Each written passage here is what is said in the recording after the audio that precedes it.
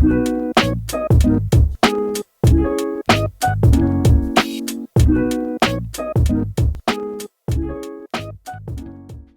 everyone, welcome to Type Talks. Today we have a casual conversation between an INFP and an ESTJ, where they talk about their experiences with the opposite type. And the reason why I decided to do this video is because I have an INFP friend called DJ, and he's really funny. And I think that he's a great example of an INFP. In this video, you'll notice DJ's sense of humor. He uses extroverted intuition really well. And in his humor, he's able to connect very outlandish ideas with each other. NE is very good at making these bizarre connections between seemingly unrelated ideas. And so with DJ's SI storehouse of random facts and just a library of stored concrete information that he has, he's able to twist it in ways to create these interesting NE connections. He doesn't know what he's going to say until he says it. Some of his jokes are a little bit like word vomit. NE is just able to make all these desperate connections, and they can come out as very quirky sometimes, especially with NFPs, because they don't have the TI holding them back. And so they can really make these out-of-the-box ideas.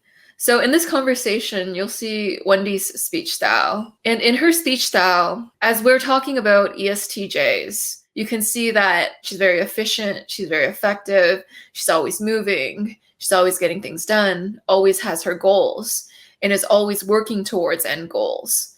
Or she's just very results-oriented. So you can see the extroverted thinking, seeking logical order in the external world. You can see her using her introverted sensing because she'll reference experiences she has with her husband. And she's talking about concrete times in the past that she's experienced with her husband. And so the things that she's bringing up in conversation are her SI stored memories, her replaying these times. Again, in this chat, you can very obviously see DJ's FINE, and you can see Wendy's TESI very clearly. Without further ado, I hope you enjoy. And then she's always like adding on more things to her plate. Like I had a partner in my internship, and I think she was an ESTJ. And she just wanted like more things like added on to do, and it was just like jeepers. Listen, so in my marriage, so I was married to an INFP for over 20 years. I've known him since we were 8 years old. And wow. So he would in the mornings, he would say to me, Wendy, is this a GSD day? And I was like, at first I'm like, what does that mean? And he's like, get bleep done. And I'm like, oh, every day is that for me. Every single day. Just hop out of bed, get stuff done. Yeah. Exactly. He used to watch me run around the house. And at first in our marriage, he thought he had to follow me. And then I said, no. This is my illness. No, not yours. So you can watch football or do whatever you want to do. I'll do my thing. You do your thing. Yeah, exactly. Yeah. You guys just always want to keep like doing stuff. It's just like the energy. You have like an internal motor. You guys could be like the new renewable energy source. They always talk about solar, and they talk about like geothermal, and they talk about natural gas, but they never talk about ESTJ. It's like if they could find a way to like hook you guys up to like a power board or something, you could probably power some small towns at first, but then everything could be powered by ESTJs. Yeah, but then we collapse. Like we go. I mean, we do sleep eventually and then get back up and do it all over again. Yeah, but you guys like need like one day and then you're right back at it. Because my boss was like, I work like over 50 hours, then I clean the entire house, and then I like crash for a day, and then she goes back and does it all over again. Right. It's like, and you can have just rotate ESTJs. It would be like the Matrix, except like you wouldn't need like all these people. You need like 5 ESTJs, and it would power the machine world. Yeah, so DJ, this ESTJ was a homeschooling mom. I whipped those kids into shape. I had 3 kids, and I homeschooled them according to their personality type. And just, we, at one point, I told them that, I'm like, maybe we should wear uniforms to make this a little more formal. The kids are like, what? We're at home.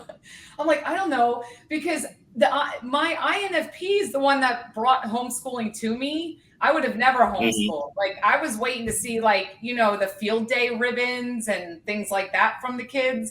I had no idea that I would be the teacher for 10 years and do that. So yeah, I have so I was married to an INFP. I had an ESFP, an ESTP, and an INTJ. And so it was quite the interesting fact. That's a lot of energy. That's all the machine world needs. That's all you need. You guys could probably like powered Chicago or something altogether. That's it's right. Like it's once we get you guys going, you can work hard too. We just light a little fire under you and get you moving. And then it's great. Yeah, well, I mean, if you have an ESTJ probably as like a boss or a wife, you're not going to like screw around. You're not going to be like, you're going to be like, yeah, I'm going to get this done. Because the ESTJs don't like screw around, It's like you guys like my boss will be kind of like, real sweet, and she's super friendly. Like she's like a border collie. She just wants to work and run around, but she's really nice and stuff. But then like if like numbers start to slip, it's like I've heard about the ESTJ hammers, and they come out and like everyone needs to get their shit together now. Yeah, right. I've been asked if I'm spontaneous. I'm like, spontaneous? I'm like, what does that even mean? Like, I plan for everything. Like I'm planning all the way to death practically. And if it just goes according to my plan, life will be good, but never does. Never does. Yeah, you guys are like responding to problems and putting out fires and like adopting dogs with a bunch of health problems and like giving your husband's to-do list, like super to-do lists, more than the average wife probably. No, listen, I actually, if I could have my ex on here, I think he would defend me. I knew about Myers-Briggs like 10 years ago. So I fully understood he was an introvert, that he needed his time. And so, like I said, I did my thing, but I didn't insist on like that he do my thing, right? So we were good like that. But where we ran into where we would run into problems is like when he started taking on some things that I was doing. And I'm like, this isn't. So he came home one day and he said, we're going to go run the San Francisco half marathon. I'm like, babe, you're not a runner. Like, when did you run a mile? Like when? And he's like, look, we're all going to do it at work. We're just going to, like, we already signed up for it. And don't worry, we're going to do the way the San Francisco marathon is run. The halves, they have 2 half marathons. One has a lot of hills. The other one, not as many. So he's like, don't worry. We signed up for the one that doesn't have as many hills. I'm like, but we still have the problem that you are not a runner, like at all. So honest to goodness, you know what you guys do well? You grind it out. Absolutely grind it out. So he, over like 16 weeks or whatever it was, managed to get himself from a non-runner to running the half marathon in San Francisco because they did it wrong. They picked the hills. So I'm a faster runner than him. And I would get to these hills and I'm like, oh, I'm glad. I hope he suffers going up this hill. Because he did so suffer. Hard. Right. Yeah. He'll suck. That's what the MMA fighters do. They run hills. Like they just go up hills. That's all they do to like be, to like get their endurance up. One of the things that they do. It's horrible. Yeah. I couldn't imagine like being like, oh yeah, I'm going to run a half. How old was he? And he probably hadn't run, he's no, we were like, it was about, just had turned 40-ish. Yeah. And I was a runner. Like I started running at 38 and I got myself up to 70 miles a week. So I was running 70 miles a week, averaging about 55 for like, that's what I average. And he's had zero miles. But now, a couple years later, he's running trail runs and all kinds of stuff because you guys can grind it out. But it was funny watching him prepare for it. Oh my God. Yeah. As a 9, I'm absolutely horrified by everything you just said. That just is just like, wow. He's running in everything. Oh my God. He's a 9 too. That's even, yeah, that's weird.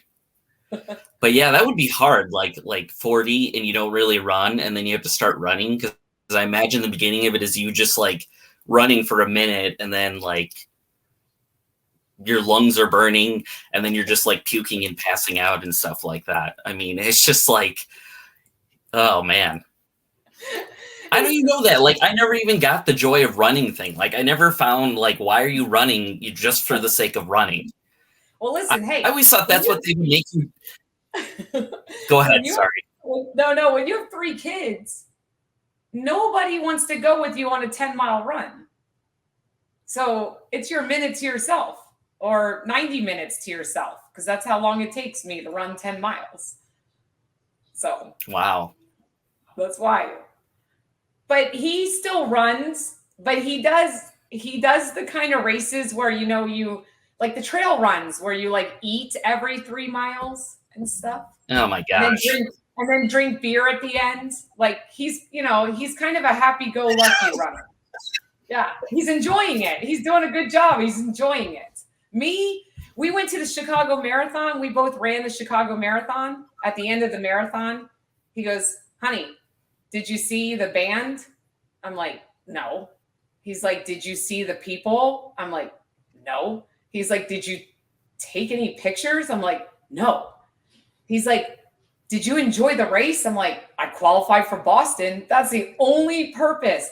You could put me in just on a track because I notice nothing around me. I'm just running for time, just the time. And he's running for the whole experience of it.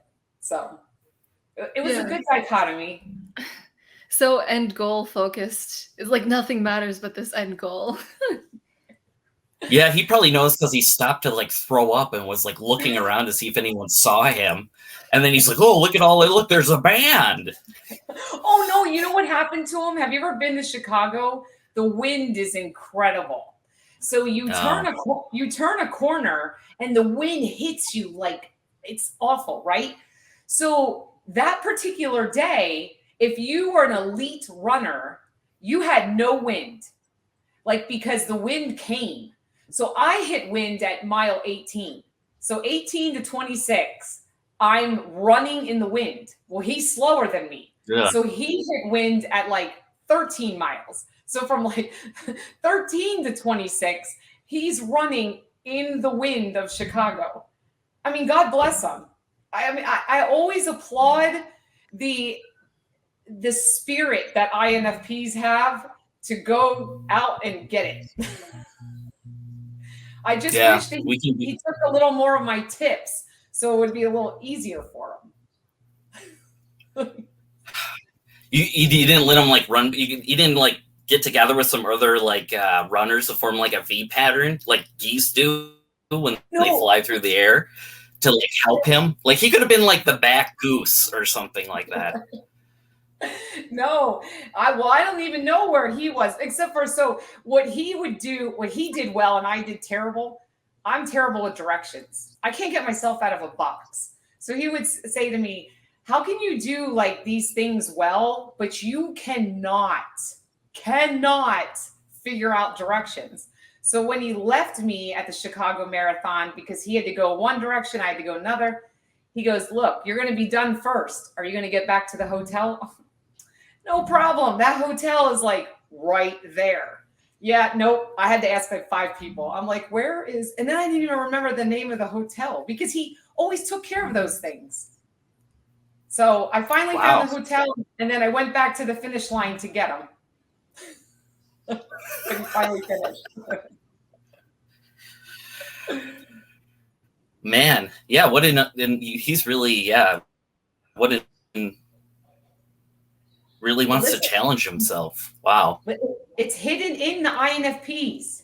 It's hidden in there. You just need an ESTJ come alongside of you, push some buttons, and then you'll just go. Well, it's the 9 thing. Like, 9s are energy vampires. Like, we feed off other people's, and you're like a bolt of lightning, so he's probably like getting all energized just by being near you and everything. Yeah. So we're just like sucking stuff out, you know. And then we're enablers, so we're like, keep going.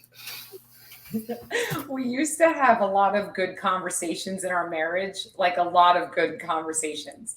And I always felt like, because he is in sales, right? So INFPs don't love sales, like you can sell something. It's not that you can't sell, it's just that energy drain on you all day long. So he would call me up and we would have all kinds of conversations. And I always felt like I was like, think of a ring, like a boxing ring. And he was out boxing, right? Like he was out there fighting, doing the sales. And then every once in a while he needed a charge. So he'd call me up and I was like the coach in the corner, like talking him up and then sending him back out into the universe. But it was good. Like I said, we've known each other since we were 8. I love INFPs. I have a couple of them in my life. He hated me as a child. He literally has a journal. He has a journal from when he was 8 years old that says 3 people I hate, because back in the 80s you could do that. And my name was number 1. Number 1. That's because I told everyone I was going to marry him in the 3rd grade. That's some super duper like goal. That's like Schwarzenegger goal accomplishing stuff. Like Schwarzenegger came, he's like, I'm going to be Mr. Universe. I'm going to be an actor. I'm going to marry a Kennedy. I'm going to be governor. And he just went ahead and like did it all. This is what you learn. If an ESTJ tells you they're going to do something, be worried if you don't want it done, because usually that means we start down the path. And it doesn't mean we can't get off course or go in a different direction. But if we want to do something, we will plot out a plan and go forward. Yeah, absolutely. Yeah, you guys are fearless. Well, no, not exactly. I mean, you're scared of your feelings. But other than that, you're just fine. Yes. Listen to me. That's true. That's the honest to God truth. Sometimes I know it's true. Right. You like, if you're an ESTJ and you get crying, you're like, what is going on here? It's like, no. Don't let the tears come. Don't let the tears come. Then I'm like, oh shoot, I'm crying. And once I had kids, it was. Yeah. You guys are like, yeah. Yeah, you had a family of thinkers. So yeah, you're probably like stabbing yourself in the leg with a fork to keep yourself from crying or something like that, just trying to toughen yourself back up, armor it up and everything. Because to feel stuff, you guys have to stop moving, and you can't. You guys are like sharks. If you stop moving, you'll die. So you just have to like keep going. Yeah. No, I know. It's terrible. My kids, I sat down on the sofa one time when they were in their teenage years, and they're like, oh my gosh, she's sitting like on the sofa. They're like, Mom, have you ever sat on our sofa? Ever? I'm like, yes, I think I have. I have. Yeah, one time, 10 years ago for 2 minutes, you sat down because, you had to make a phone call or something. Oh. And then you're probably like, this is bullshit. You probably had a little like Darth Vader on your shoulder. It was like, get up, sandbagger, get moving. Yeah, because I don't even sit to talk on the phone. In fact, a lot of my stuff is done on Zoom right now. And I'm like, man, if they could just figure out a way that I could walk around and do this stuff, that would be good. That would be You really could just good. strap it. You ever see those people with those hummingbird feeders that like hang off their head? You could probably do that with like a laptop, like put your phone in front of your head and you could just like run around and do all your stuff while talking on the phone or something like that, or like having your Zoom calls, like strap your laptop to your chest or something while you do stuff. No, I know. You know? I know it's honestly though, it's kind of terrible because my kids, they still talk about, I have 2 adult children and they still talk about how we always walked fast everywhere. We walked fast. And then when I'm subbing into schools, my little elementary kids are all like, Miss K, stop walking so fast. Our legs are little. And I'm like, listen, we got things to do. Let's go. Yeah, I say the same thing. Yeah, I've got little legs, so it's hard. You can probably walk faster than I can run. Probably not. Hey, if you ever want to run, you can run. No, I don't. Yeah, sure, you can. I promise you. You just start off. Listen, the first time I ever ran a mile, I thought I was going to die in the desert. And then I just built right up. Well, you've sold me. You can come to the desert.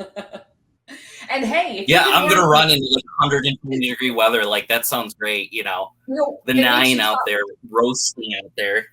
Right, but it makes you tougher. Like the heat makes you tougher. Well, not 115, but like 100. I biked 48 miles last Friday in the heat in the morning. Yeesh. And you don't die. You just need enough electrolytes. And you need to know your body too, which. Yeah, I know my body. Yeah, it wouldn't be like, I would just, you know, it's like I've got some Irish in me. So I think like I may just like start turning to ash if I went down to Arizona and like tried to run. Like I would just be like roasting.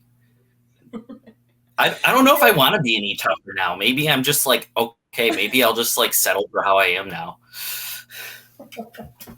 Hey, listen, are you surprised that I'm German? No, I thought you were all ESTJs were German. That's honestly what I thought. I know, I really am. You guys were all like, you guys all came out like the ESTJs are the only like type that's born like fluent in German, and you guys are all born and you come out little pantsuits and everything else like that, and you all have a little Hillary Clinton tattoo birthmark on you somewhere. So it's like, I just assumed you guys were all like German. I have a tattoo on my back. It's tenacious. That's what it says.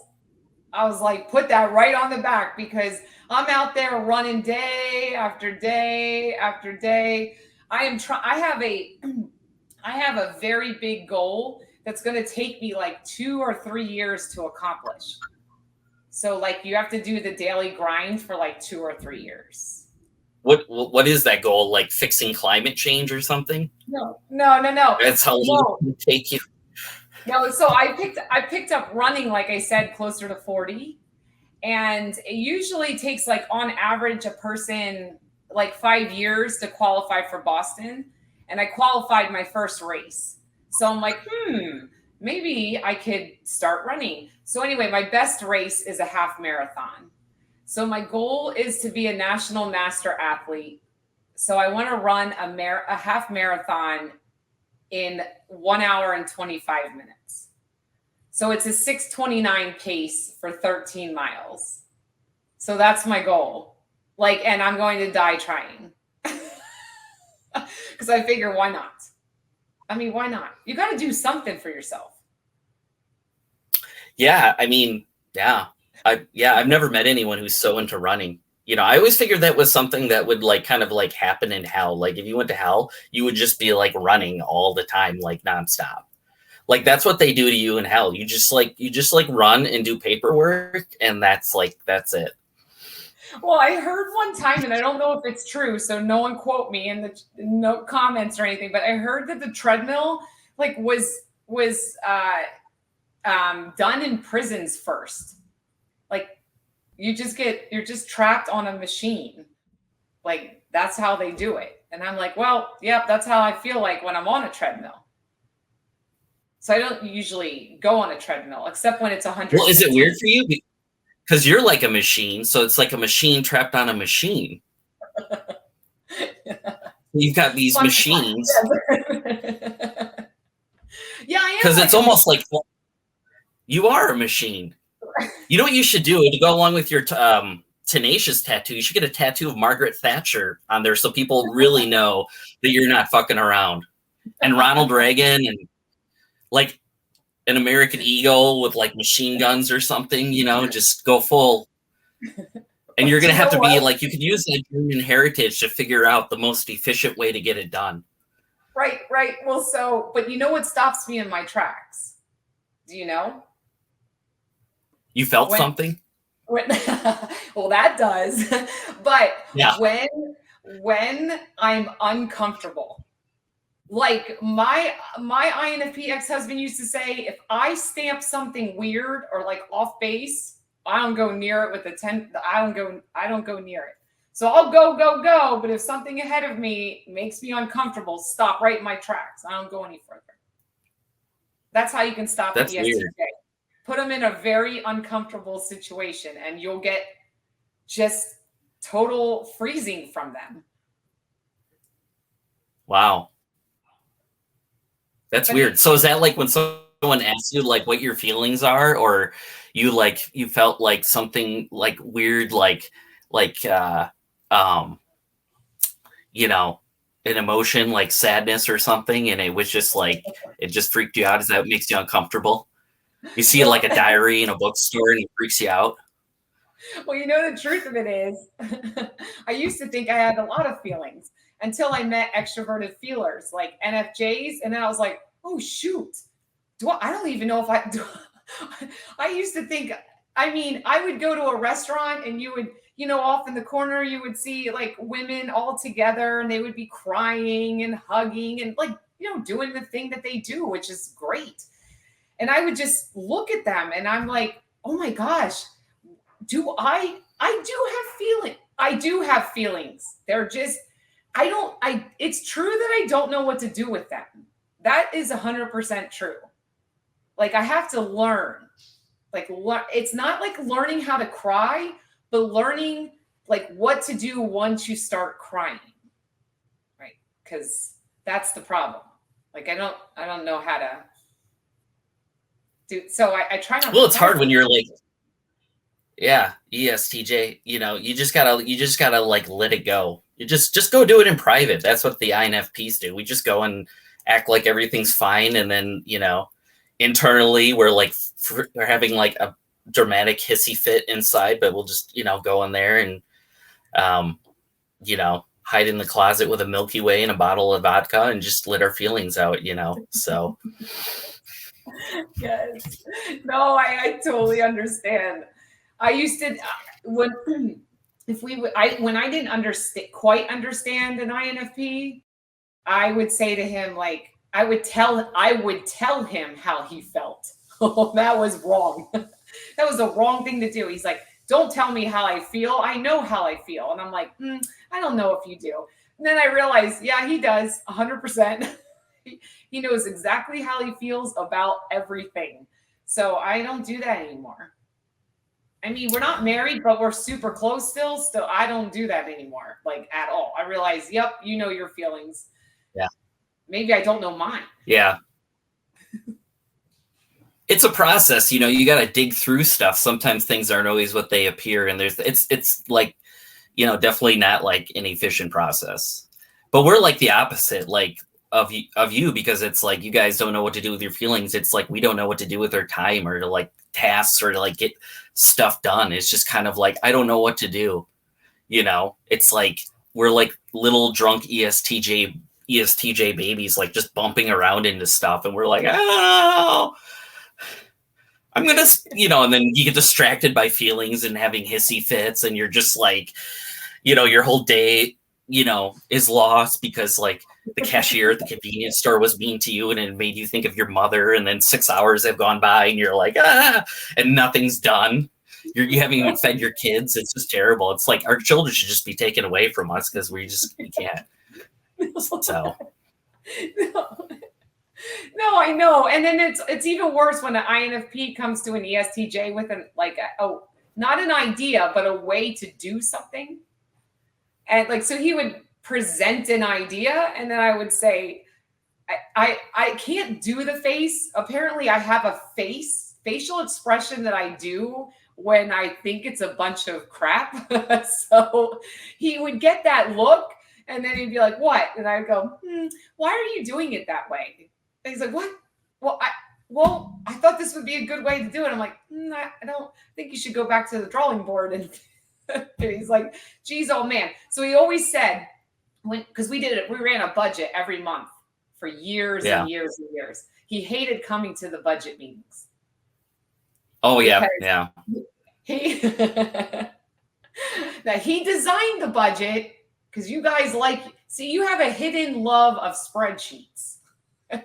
that inferior TE gets in there and you create these spreadsheets. So like we had these amazing spreadsheets. I mean, the spreadsheets were like, okay, our monthly budget, our vacation budget, we had a 20-year timeline plan, all designed by him, not me at all. So he wanted to talk about the timeline.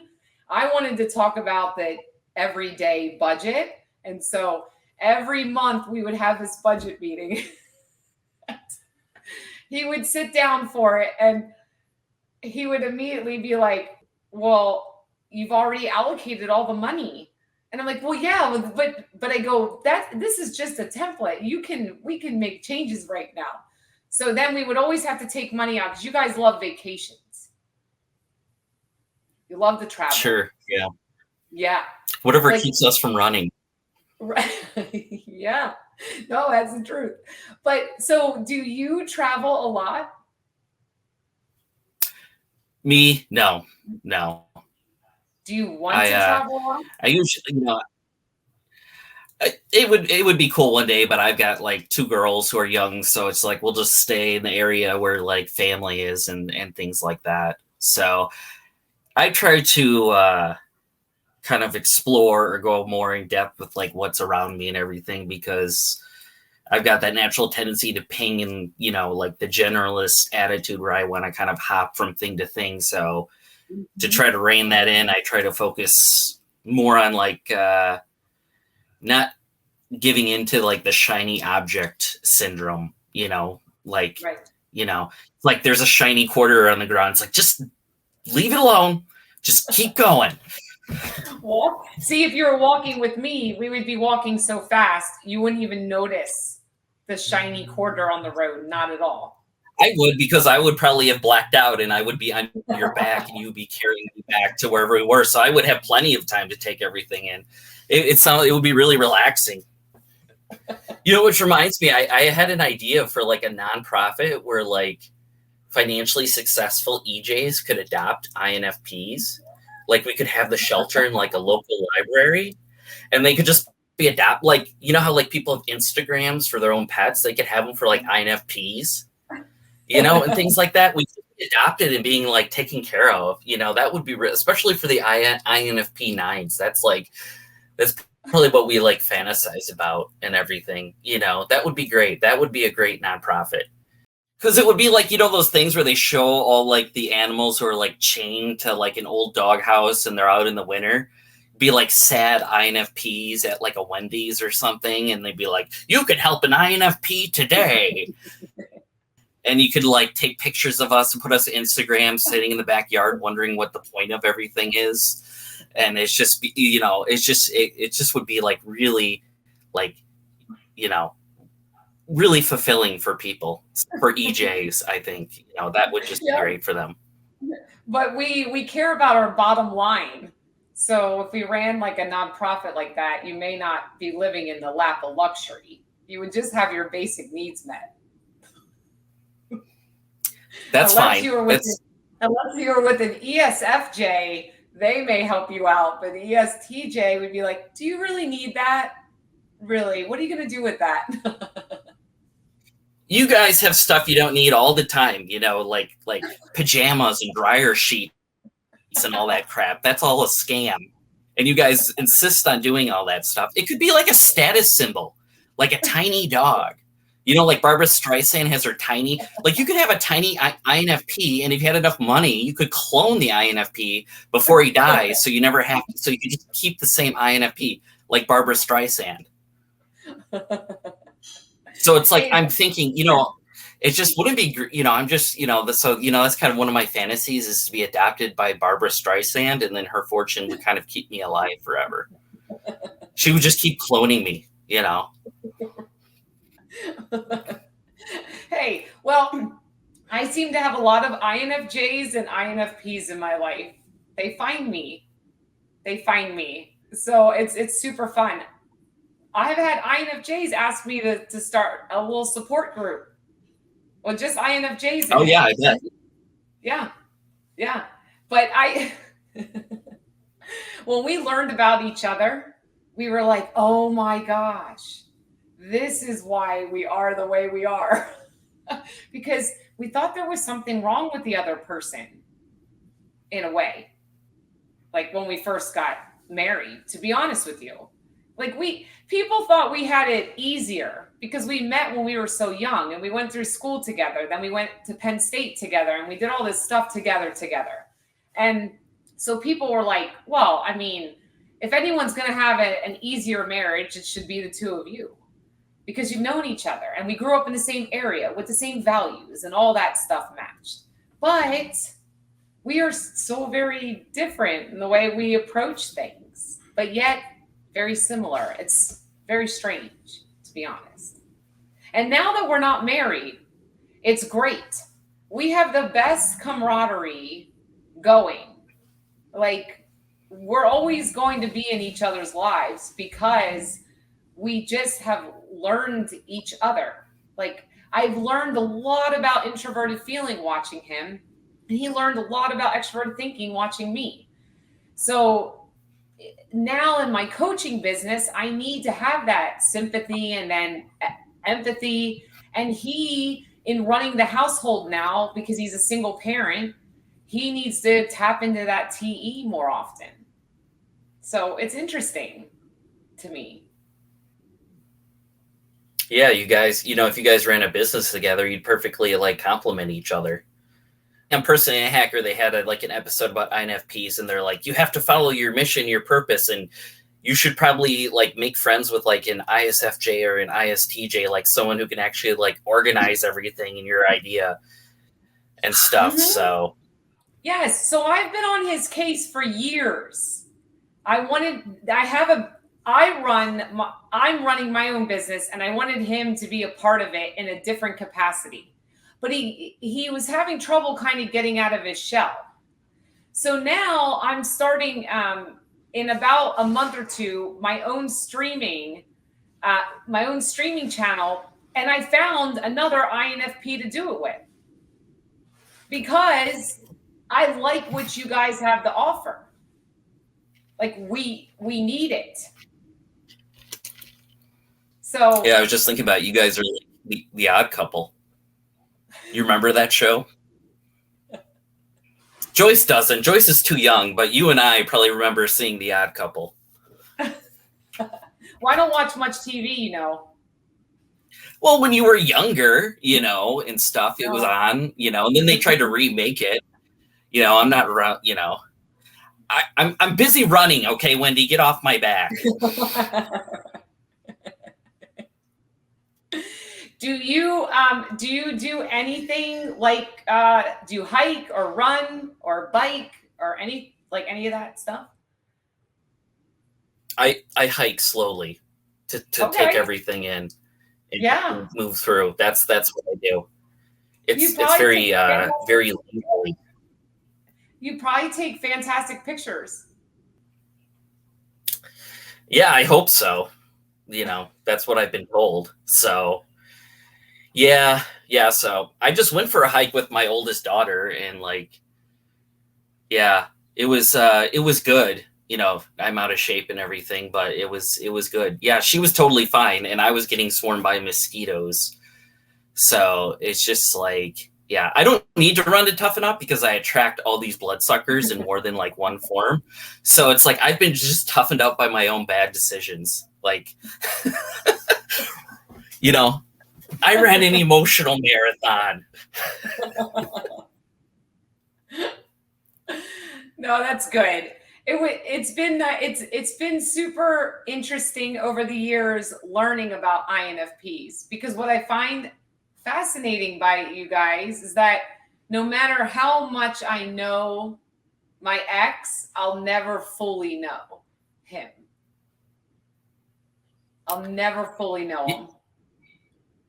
Yeah, isn't that? I think someone on one of Joyce's panels said the same thing. Like, I think it was Spacey. He's got like an INFP girlfriend. And he's like, I'll never completely understand her.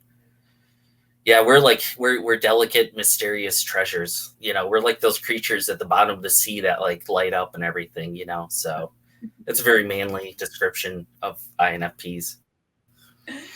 So when you say you dabble in a bunch of things, once you find something that catches your fancy, do you like deep dive? Because he would move from one subject to another, but he would do deep dives into them. So like when he liked watches, he knew all about them. All about them. I do it till like the excitement runs out. Like it'll be like almost like this like hunger, and you get this rush and this fire, and you're like, oh, this, and then like 2 days later, you're like, forget it. You know, we're kind of like whores, you know, in these subjects and things. We just get bored with them and keep hopping along, and we never really get anywhere. You know, we never get married and stuff and everything else. And you know, it's almost weird because it's almost like you're almost like an extrovert where you're just kind of like delving into all these things and stuff. Yeah.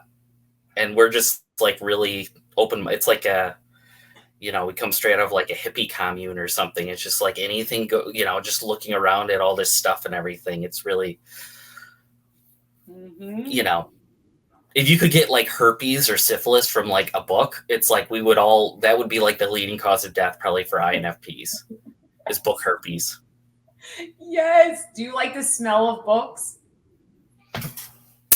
Yeah, sure. Yeah. Books that I've been around, I guess, long enough to have a smell and everything like that. Yeah. Or like a new book. Like when you get a new book. Yeah.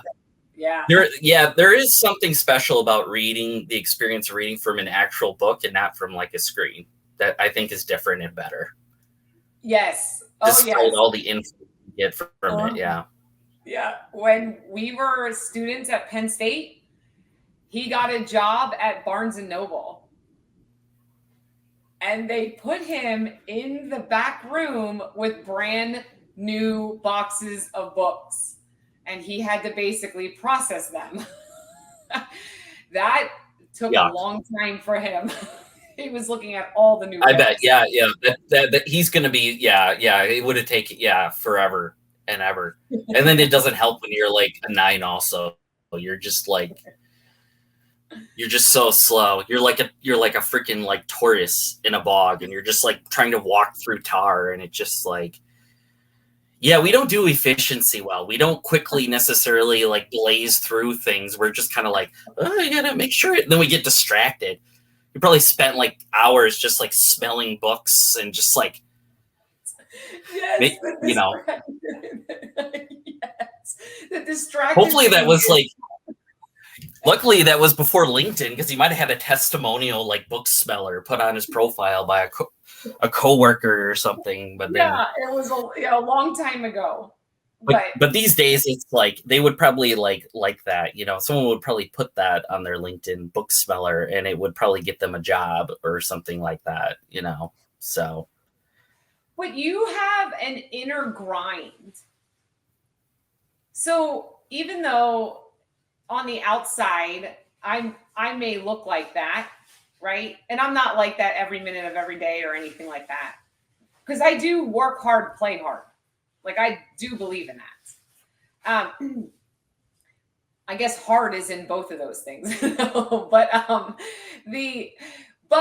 for an INFP, what I always enjoyed about him and what I try to help with other INFPs is that you guys have an inner grind that can come out and endure. Like you can do it. So you may not always want to do it or have the courage to do it, but you can do it. You just almost have to get out of your own way too. There's so much that I want for him in his life that he's so good at. And I want them to just pull the trigger and just try. Just pull the trigger and try. And if you fail, you fail. Like I said, for my business, either wildly successful or fail miserably, like one of the two, no middle ground. You know, you live one time and you go after it, right? But for people who don't know INFPs, because you don't get to know you don't get to know them unless you really make an effort. Like before we started dating, he stood by my locker every single day that whole year and didn't say anything to me until I said something to him. And then I'd be right in his face. But every day he stood by my locker. And then by the summertime, he asked me out. But my point is, you guys you're so intelligent and you have so much going for you that it's just, I just would love to see all that he can do, for example. And I know other INFPs too, like just all that they can do, because you guys have the ones that have gone out and produced like big things, right? They like 48 laws of power, right? It's an amazing feat when you guys take what's in here and bring it into the world. It just is. And so for as busy as we are, we can take a minute and appreciate what you bring to the table. Well, you seem like a more evolved ESTJ and stuff. So yeah, trust me, we aren't always like welcomed. It isn't like weird, things, like people are like, oh, good, he said that weird metaphor or something, we like hoarding, random facts. It's like, oh, this random fact about chickens, finally I can use it. It's just like, it's just not like, people are, sometimes they like it in certain situations and then they don't. But yeah, it's good to be around probably ESTJs, because we can develop our own hammers and just like lash out at people. Because we're both in the Enneagram anger group, so we just have that problem with anger and just like drop that that hammer and just let people have it, But people still don't I think completely take us seriously, because it's like we had this. They called it a Kaizen meeting, this brainstorming meeting, because right now, I work in like operations. I feel like a very like ST, like it's not the right fit for me, but we had this brainstorming meeting about how to improve like procedures. And it was probably like an SJ, like brainstorming paradise dream. If they had to have a brainstorming session, it's like, let's talk about paperwork and procedures all day, and everything. So it's just like and then the people I was paired up with, they went right into like talking, except you could tell right away that they lost all concept of time. These naturally organized, detail-oriented people, they, like their eyes glazed over and they were just like lost it. And I had like my own little ESTJ baby EST moment. I'm like, oh, someone needs to like move these guys along. And I was like, we got to get moving. We've got 20 minutes. Come on. But they're all like leisurely, it was like, but my actual boss, like I said, she's an ESTJ and she's expecting something in like 20 minutes. So it's like, no one takes the baby ESTJ until he's like, a real ESTJ is coming. And then they're all of a sudden like 5 minutes is left and they're panicking. And one guy's like shitting himself and just like not saying anything. And the other one's whipping something out. It's like, let's send more confirmation letters to customers. Ah. I know, but we can be complete problems at times, because there's sometimes we can't get out of our own way either, and we put too much on our plates. That's a problem, and we're like, no, we'll just get it done, and then we'll like literally just keep moving and moving and moving and moving, and then just collapse. So that's not good either. Like it's not even fun all the time being an ESTJ. And anytime I've had people, when I get going with people, my hands are moving and all this stuff, and we're talking and we're laughing, they say they want to come drinking with me. And I'm like, you don't. ESTJs are not fun to drink with. Oh, this one's not. Like, I'll do your taxes. Like, I got to get up to run the next morning. So Dragging me off to the bar doesn't usually work at all.